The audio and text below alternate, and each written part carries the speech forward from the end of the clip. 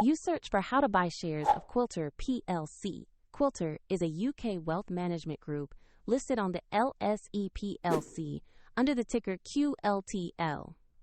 This video is educational only and not financial advice. To buy shares, you need a broker. I'll use eToro as an example to show the steps. After registering, you usually must verify your account with an ID and add funds before you can trade. Use the platform search and type the ticker QLT.L to find the listing. Make sure you select the Quilter PLC share listed on the London Stock Exchange. On the stock page, review the basic company profile and the price chart to confirm it's the correct asset. Check the listing details and the LSE market tag for verification.